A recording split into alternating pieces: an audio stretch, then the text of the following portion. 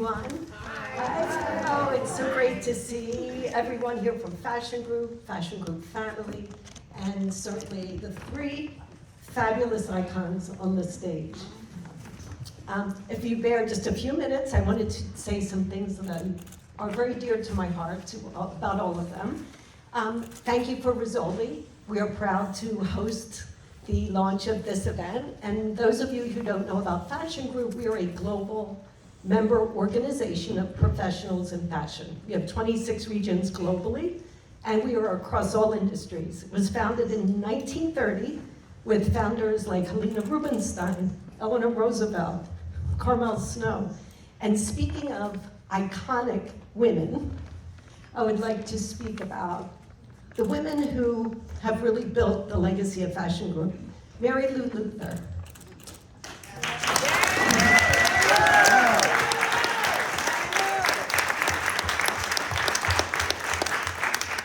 Marylou is a fashion journalist, author, the FGI creative director for 30 years for our trend report.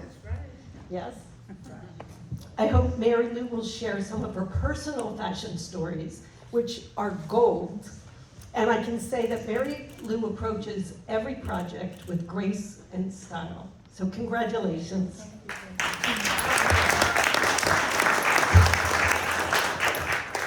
Ruben Toledo, Ruben and Isabel, always friends, family, and very dear to our heart with Fashion Group. As an iconic team, you are the subject of exhibitions, and you have always been so supportive of Fashion Group with your illustrations, Night of Stars, portraits, and just an iconic illustrator and artist. So thank you.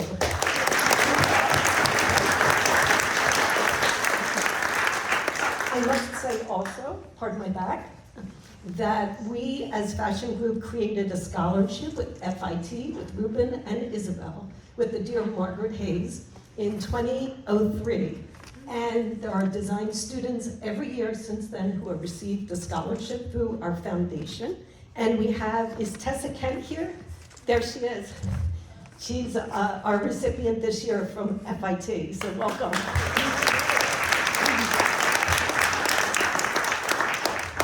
So I'm pleased to introduce Marilyn Kirschner, journalist and famous muse of Bill Cunningham. Right. Yes.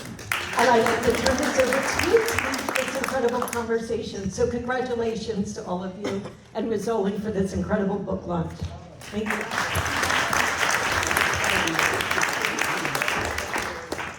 Thank you, Rizzoli. I just want to make sure everyone can hear. Yes. Okay. Thank you, Rizzoli, Pam Summers, Fashion Group International, Maryanne Grisz, and everybody who came, which I'm not surprised because of the two people being honored tonight. It is such an honor to be here today with two fashion legends that I'm also proud to call dear friends. FYI, together we have 160 combined years of experience in fashion, hence the glasses. A great quote can be memorable. As a writer, I can attest to the fact that quotes are invaluable tools. So when Marylou told me about her idea for this book a few years ago, and that Ruben would be doing the illustrations, I knew that it was going to be a winner, and it is. Actually, I'm sorry I didn't think of it first. It's a combination that's hard to beat. Visually arresting, informative, wildly entertaining. What more can you ask? And I intend to use some of the quotes in my future articles, of course. The illustrated collection of quotes taken from Marylou's interviews as a journalist during the course of her 70-year career spans generations, dating from Coco Chanel, born in 1883, to Kirby John Ramon of Pierre Moss, born in 1986, and it includes virtually everyone who was anyone.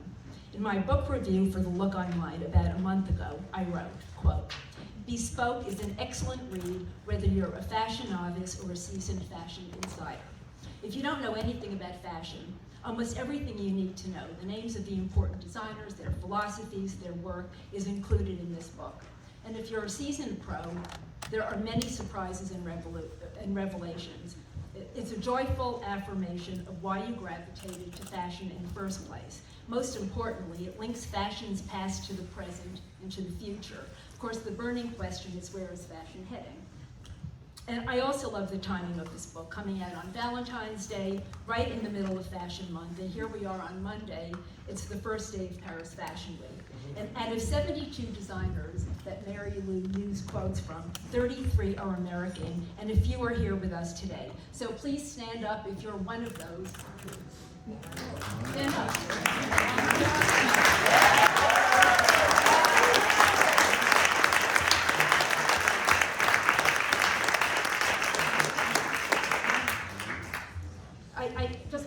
I ended my article with this paragraph because I just loved it. In 1953, Frank Irely, managing editor of the Des Moines Register, told the young Marylou Luther that she was to be the new fashion editor. Luther, who had been at the paper for only 6 weeks, told him that she couldn't, as she knew nothing about fashion. He said, "You'll learn," and boy did she ever. And at the age of 92, she still is. Wow. In fact, Marylou was one of the most modern, forward-thinking, forever curious people I know. So Marylou, what are the highlights that stand out in your career? Because I know I've heard a lot of them, and it is like listening to fashion history, but maybe you can sort of condense it a little, because we don't have 10 weeks to hear all of it. So, the key. My pleasure. My favorite quote in this context of being pertinent to today, especially to young people, is, I'm going to just get right to it. It's from Andre Courrèges. Andre Courrèges said, here we go, by any measure, that's about Stan.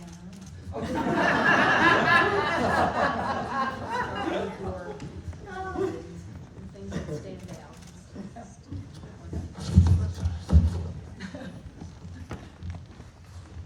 Mom, just put it right up to your mouth. It's going to be much better for everyone. Thank you, Walton.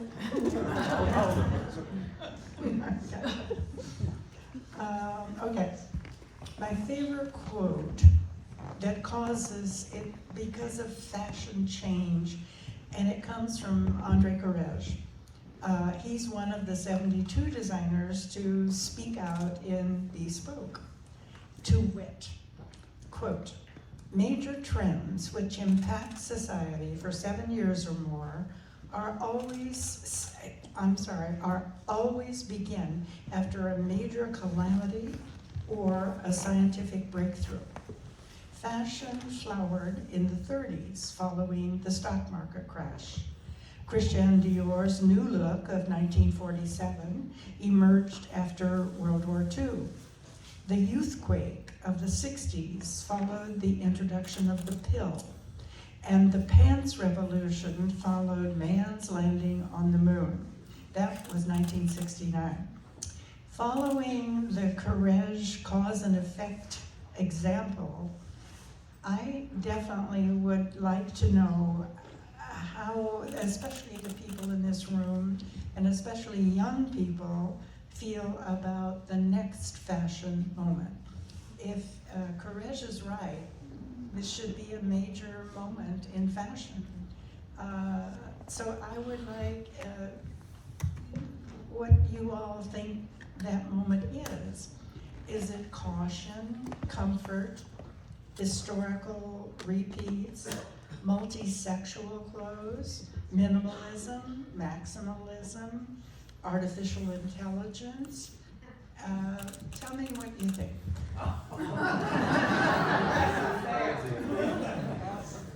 Would someone start? You, Norma. Norma. Marylou, we want to hear you.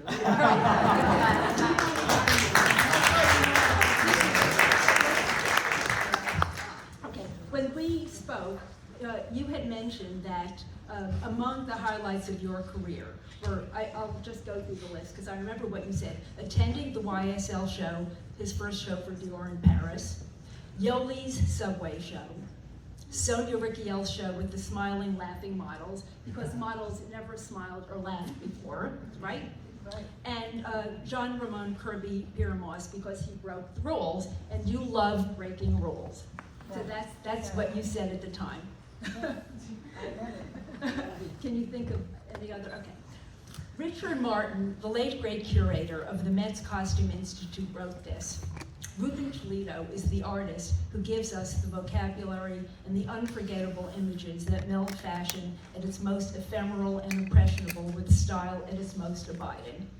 You have had an amazing career too, of course, and you're nowhere done, but what are the highlights? What are some of the moments that really stand out for you? Geez, it's hard to pick a moment because I'm still in the moment, and we're made up of moments. Incredible people we met since we landed in Manhattan at 15 or 16 years ago, and we're lucky enough to meet people like Audrey Smaltz and Bill Cunningham and incredible Marylou and just so many people and it was a cavalcade of moments. So for any students out there, it's never the moment, it's always a million moments, and it's a million people. They were all connected. So it's a never-ending story. That's what's a fascinating thing about fashion. It's art, it's culture, it's design, it's human life, it's everyday mundaneness turned into something superior. And fashion has that ability to elevate you.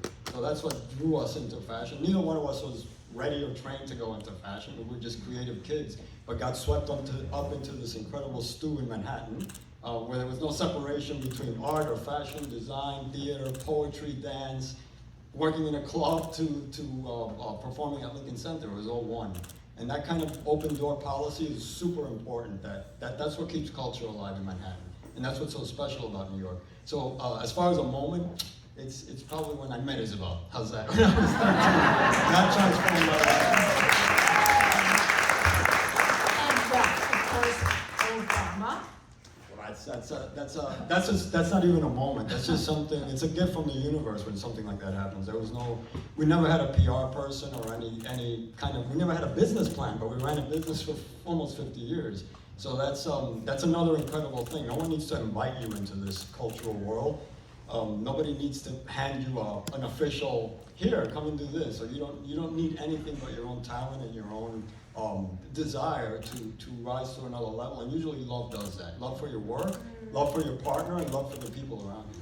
We always wanted to create a very nurturing atmosphere by working with people we loved, and you have to feel secure to make big mistakes, and sometimes those mistakes, those ugly ducklings do turn into beautiful things.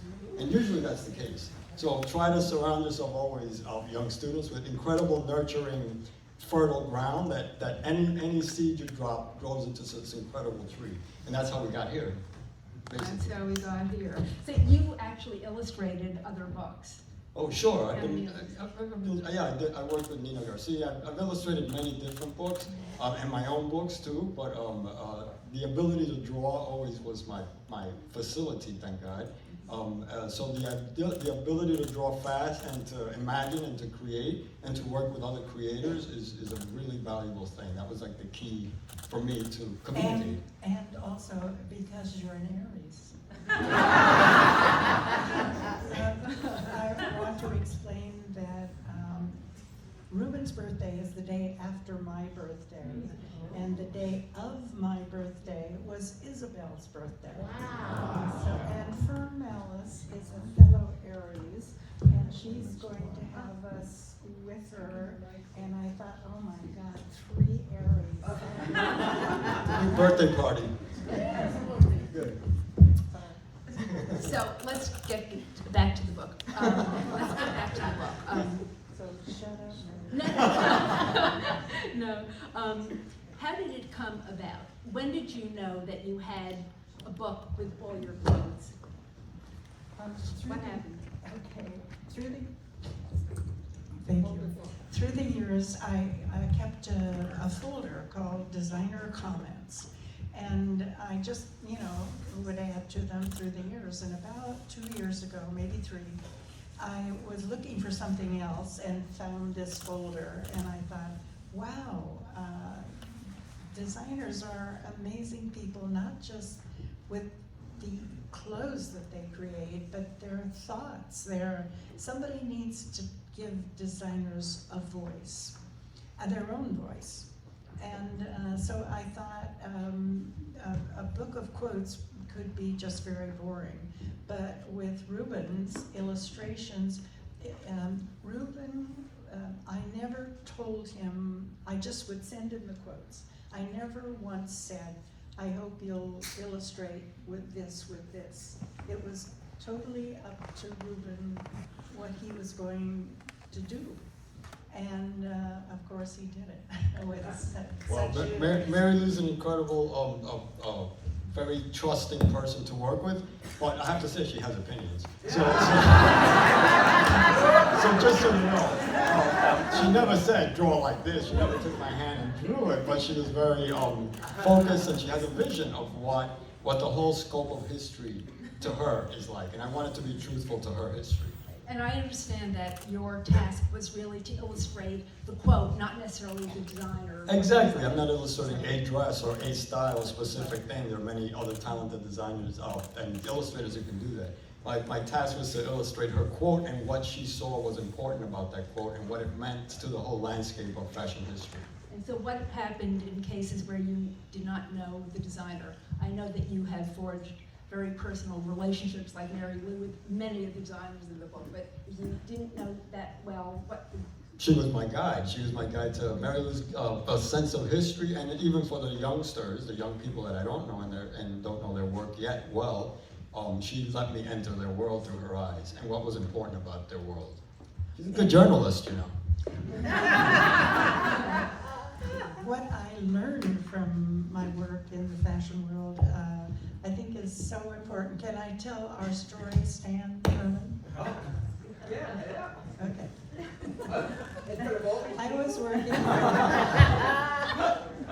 I was working for the LA Times, and I had written a story about Stan where I described him as short. The next day, he called me and he said, well, when you write about Givenchy, do you call him tall? And I said, well, as a matter of fact, I do. He's 6'6". And, but it was a life lesson learned that your physical expression of yourself doesn't have to meet with your brain. And that knowing Stan through the years, I would describe him now as a giant.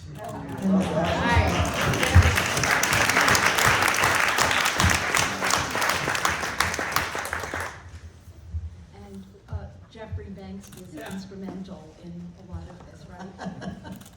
You didn't have to feed that to me. He's sitting right there, so I can see. Jeffrey Banks, this book would never have happened without Jeffrey Banks. I guess we got to really know each other through Stan, who are longtime friends. And we were talking, and all of a sudden, I'm with this amazing man who knows everybody at Rizzoli. And I didn't know a soul in the publishing world.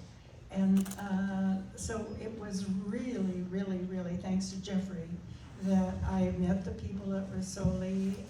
They let me write. I don't design. What did I say that for? Anyway, and through the wonderful people, Anthony is here tonight. Anthony, stand up. Where are you? And Pam Summers is here. Pam, are you here? And I can say they are a joy to work with. Always helpful, always considerate. And if you're not exactly on time, they can tolerate. Talking about quotes, what was it like for you to illustrate Isabel's quote? And by the way, Isabel's quote is, yes, I really do talk to my sewing machines. Well, you can see the kind of conversation Marylou and Isabel had together. This absolutely really happened. I was visiting the two of them, and she was talking to her sewing machine. Elizabeth loved industry. She loves the way machines work. She would love to take apart. If any woman had a hard time at the studio with her sewing machine, it was her. She loved just taking it apart and figuring out what's wrong with this needle or what's wrong with this connection. So she was a really good mechanic.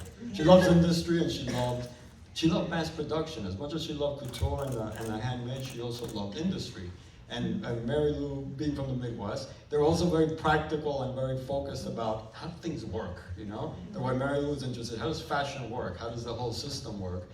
Isabel loved that, and she loved that about her machinery. So yeah, they had deep conversations about tools, and about farm equipment, and about sewing machines and all this. It's kind of fascinating. That's and when can you teach your machines how I should think?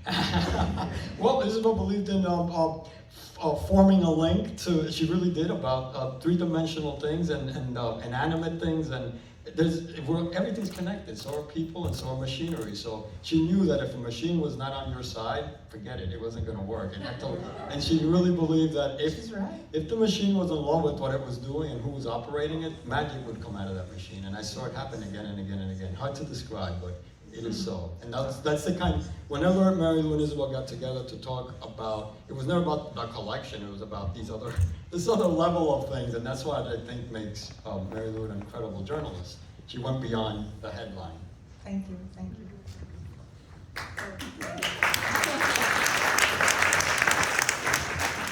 So the title of the book has revelations in it. When I asked Ruben what revelations he had, he said, I was surprised by how long a career Marylou had, going all the way back to Chanel, Dior, and Balenciaga. So what revelations did you have? Anything that you can think of offhand? The revelations are the things that I learned that I didn't know I didn't know. And those are all evident in these quotes, because these quotes showed me elements. I want to read another one. This one from Christian Lacroix. He said, and this is in the book, of course, until the 18th century, each period lived in its own creation. There was no looking back until Louis XVI. In the beginning of the 19th century, fashion has taken, from the beginning of the 19th century, fashion has taken the past as inspiration. In the 1910s, Paul Poiret's first famous numbers were directoire. In the late 1910s were romanticized 19th century updates. Christian Dior's new look of 1947 was an homage to his mother. The 1960s began as a relaunch of the 1920s. These are things you don't think about when you're covering collections. And I just found so much information in these quotes, and the designers are so smart. And anyway, I love reading what they had to say. What do you think the most important decade in fashion is?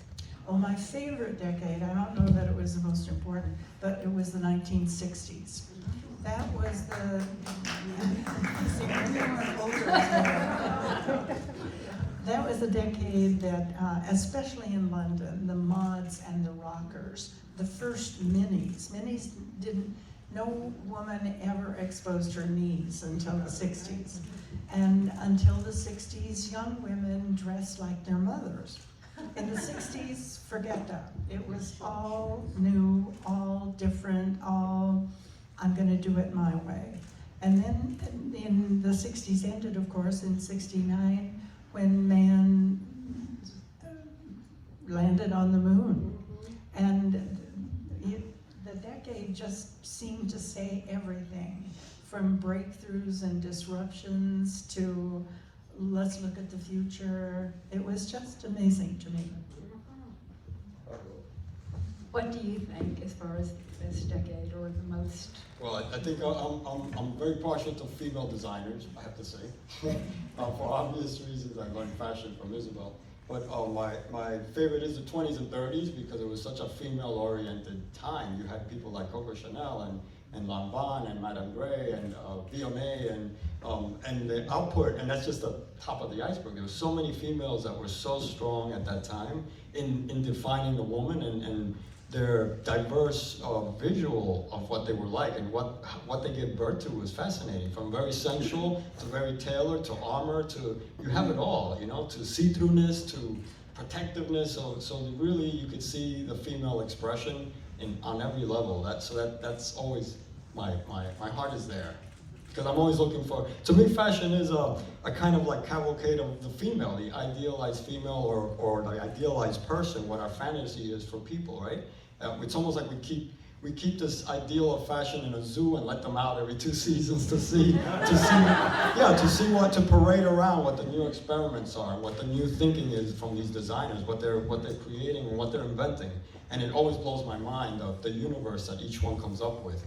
So they parade around these specimens, and some make it and some don't. Some are ready for prime time, and some are just wild experiments that need to keep going. I'm going to interrupt and tell you that there's one young designer here tonight who totally came out, and let's see, I'm pretty sure he was 19 years old when I met him. And at his first collection, I walked down the runway to congratulate him, and I was with Claude Montana. And Claude Montana said, I have never seen such talent in someone so young. So the guy I'm speaking of is Christian Francis Roth.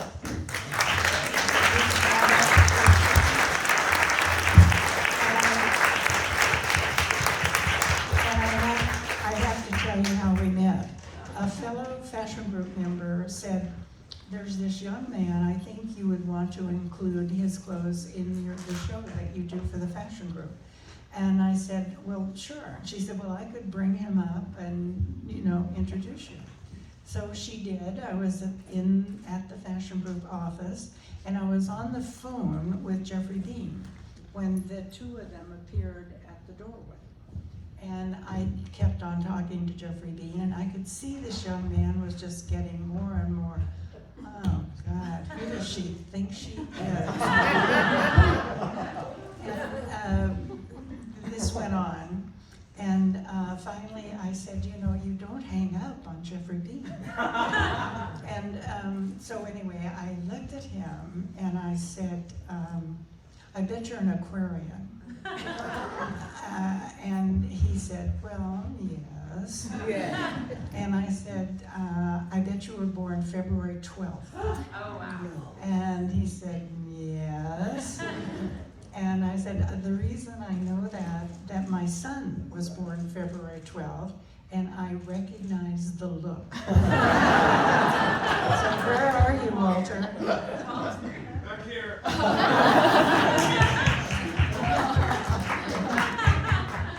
So anyway, that's how I met Christian Francis Roth. So you're a real astrologer, aren't you? I'm interested in astrology. Wow. Let's go further with that. I was just nervous. I was just nervous. Nervous to meet you. So he wasn't impatient. So I know we were talking about designers at one point, and we were talking about maybe what your list of most influential designers in fashion were. Geez, they're probably all in this room right now, because I have to say, everybody who was present at the time that we started in 78, 79, really, I think that was a breakthrough moment. There was something very inclusive about that time. When I think back, models were 40 sometimes. They were 30, 40 years old. They weren't all, 20 or 12. And size-wise, it was all over the place. People don't realize that now. We've got so much to the size 0. We got used to size 0s and 2s and 4s. Back then, our sample sizes had to go to 16 and 18 because those were women that we were dressing. So that was a very inclusive time. That time is dear to me, and every designer that was working at that time is very dear to me still. And people like Audrey Smoltz, who were working at our shows. Because, a lot more influences fashion than just the designers and just clothes. It's the whole network. It's the whole ecosystem that makes fashion happen, and that's what makes it so rich. And Nicole Fishley has a lot to do with what makes fashion happen.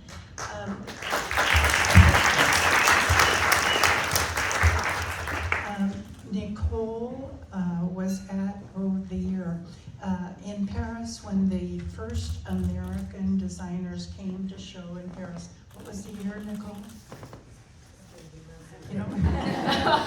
Okay, anyway, this was a real first. This had never happened before. And Nicole was working. You helped dress. Pardon? You mean the Versailles show? Yes, the Versailles show. Yeah. And she helped dress. 1973. Thank you, 1973. And I know you helped dress the models. I was backstage, Yes, dressing the star. you were there. Yes. That was a moment. Totally. Yes, She was on the stage. I'm sorry. Oh, they're talking about Alva Chen, who was also at the Versailles show. Okay. Always Yes. a gorgeous model. I was one of the models. Mhm. Major. Major. How did I ignore that? Sorry. Mary Lou, what would you hope that the readers take away from the book? I would hope that the book inspires you to think about what's next and why and what we can all do about it. How we must communicate, we must talk to each other, we must, I don't know, I'd love to hear from maybe some, especially from Maybe this some. is a good time to open it up to the audience. Yes, or- and I would love to hear from young people on what they think is the next big thing. So we're gonna take a few audience questions. Just put your hand up and I can pass the mic. Can I borrow? So I see you. I want to get in front of the camera. Mary Lou and team, I adore you. Thank you so much for the foundation you built for all of us. I'm sorry, I walk with two canes. This is my version of standing for now. I'm always standing. So, you know, I've been thinking a lot about what you said, Ruben, earlier about everyone is welcome in. And I think fashion for so long has been built on exclusivity and the mystique of keeping people out and, you know, elevating some while not necessarily elevating all. And I think what's beautiful now is that we're in a time, I think with social media and all the inclusive movements, that we are inviting people in. So I wanted to say in answer to your question, Mary Lou, that I think the future of fashion is accessible fashion or adaptive fashion, which means including people with disabilities, including people that have been marginalized traditionally. And I just really want to thank you guys for really being the foundation of allowing that to happen by, again, like you said, giving voices to designers, but also now I think the next is giving voice to consumers to work with designers and collaborate. Thank you.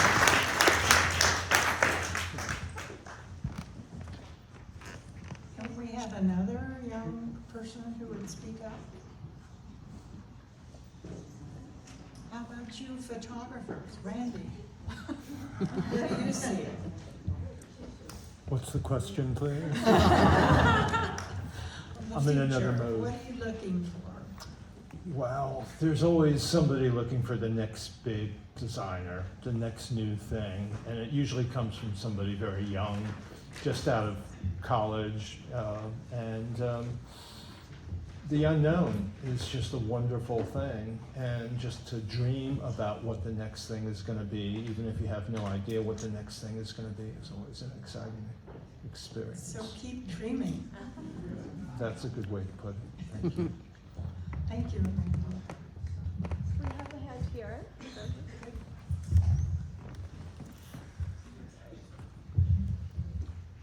One question I kind of wanted to ask is that, you know, it seems that fashion is so obsessed with what is going to change. I wonder, from your perspective and your insight, what do you think might not change? What do you think might be a constant that people might be still interested, regardless 10 years, 20 years from now? Ooh, what a great question. Are you asking me? Okay. Well, I am, as many people have said, the past is always present. I think it's good to keep in mind what came before you. So knowing that, you can improve upon it, but don't ignore it. Learn more. I know I've been amazed at going to schools, and I mentioned Rudy Gernreich, and there wasn't one student who'd ever heard of Rudy Gernreich. And I just thought, if teachers don't have the time to talk about Rudy Ehrlich, they could invite speakers who might be from that era and who might add to it. But I think history is important. Thank you. I just, I'm just looking at, obviously I'm not in Europe, and I have to say, I've never seen a season where things are more all over the place as they are now. I mean, and that's not new, it isn't new at all, but it's sort of like, I mean, there are trends. When I say trends, there are things that you see, whatever, but if you could be a rocker, you could be, punk, you could, I mean, really anything, everything goes. I mean, there is something for everybody, maybe not, expensive, inexpensive, it's just That was all out great, there. your recent column on prices. Oh. I thought that was great. Marilyn showed an original at like, I don't know, $6,000, and then a very similar reproduction. Kate, yeah, no, I focused on Kate because I thought she had a really great collection, and her prices are really, very high. And I love to do those kind of price things. It's something I started doing at Harper's Bazaar. I mean, I think that's what I first started doing. I covered the young market, and then Carrie Donovan started giving me like stories to write because I would find these great things at like $20. I mean, I wish I could find that for myself, but I mean, I do sometimes. But no, fashion, if you look, it is not about labels. I mean, it's how you put yourself together. It has nothing to do, I've seen some of the most hideously dressed, expensively labeled people. And it's just, I mean, Chanel could look horrible. I mean, it could all look horrible. It has nothing to do with that. And I think, I wish more women would understand that because I don't think they do. So I think, I look at fashion and I'm not necessarily always looking at a label. I'm looking at maybe an inspiration from the runway, or maybe I saw a great belt, I mean, you belt something, or like, I mean, look at Nicole. She looks unbelievable. She's all in black and she has a fantastic pin on. That is that style. It isn't wearing a Chanel jacket. I mean, seriously. No, I mean, but Aren't you glad you came?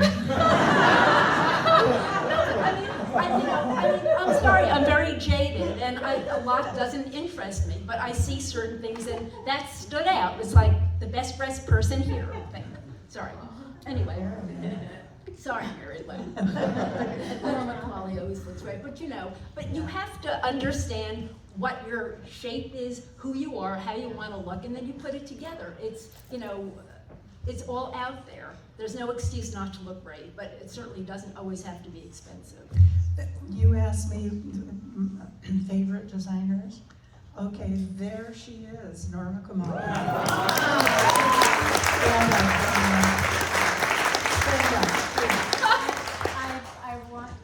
I want to tell a story, and I'll make it fast. And I was married 10 years, had a company called Kamali with my ex-husband. He was dating the sales girls and going crazy, spending all the money that we needed for fabric. And when the sales girl said to me, I want you to design my styles, I picked up my things, all of my fabulous fabrics that I saved. I never left my sample room, and I left. And I had $98. And I never met the press. I would never talk to the press. I was so shy. But Marylou kept persisting that I meet her. And the next day, I was supposed to meet her for lunch. And my face was swollen from crying, and what am I going to do? I have no idea what's going to happen in my life. And Marylou meets me, and she looks at me and says, are you okay? And I said, no, and I would never tell a private story to anybody. And I just spewed every ounce of everything that I've been holding in for 10 years. And she and her husband helped me get sewing machines, helped me get started. I owe this woman so much. I will never stop telling this story because I am indebted to you forever. And I love you.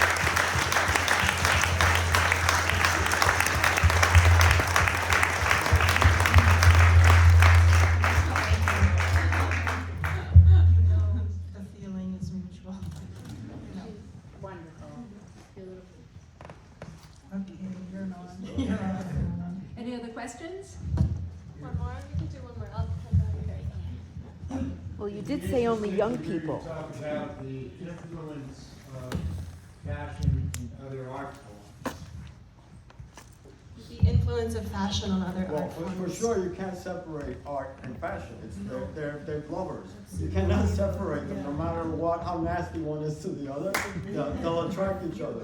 Because fashion comes from the same place art comes from, and the same place architecture comes from, and writing and poetry. And creation is creation. It lives in a land of creation, right? And it erupts in different artists in different forms. Luckily, we have fashion designers that really care about tailoring and about draping and about sewing and about stitching and about embroidery, pleating and about a million buttonholes, things we would never think of. But that expresses their whole novella called fashion, right? Called a collection. And that's profound. That's why I have such a deep appreciation for people working in fashion.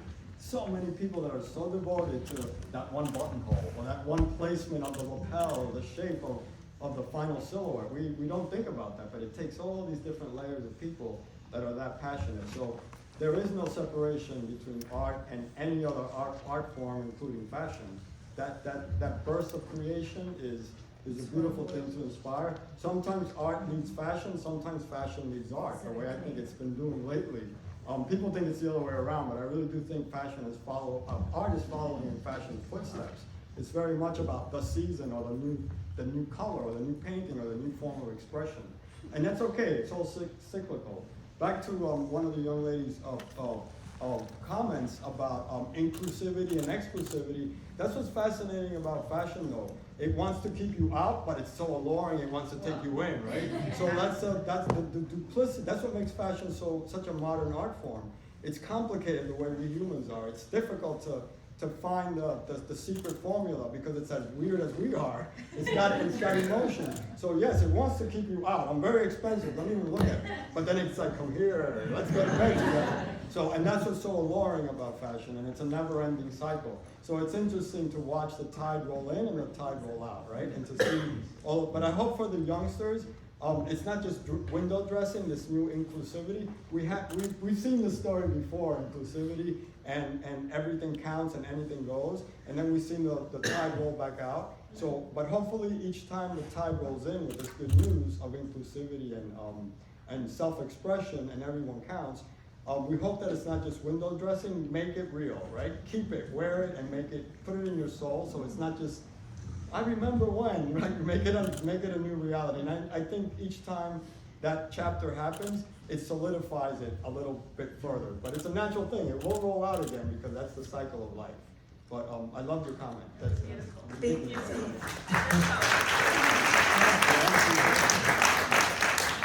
Before we go, there are a couple of other designers. I just want to read you their quotes to give you a hint. Okay, here's Thierry Mugler, whose recent exhibition in Brooklyn was just totally amazing. But anyway, here we go. We must use color to solve problems. Blue calms you. It's also generosity and holiness. Pale pink is perhaps the most calming color. Yellow gives us energy. Green is the earth. It's also the color of money. Purple is holiness and royalty. Amethyst is my stone, the stone of Sagittarius. I'm going to read two more quick ones. Alexander Wang. Sometimes I feel like innovation moves faster than what we're prepared to absorb. Maybe the idea of the mundane and the rejection of innovation is what feels modern. Tom Brown. I think there is something really refreshing when things don't change too much.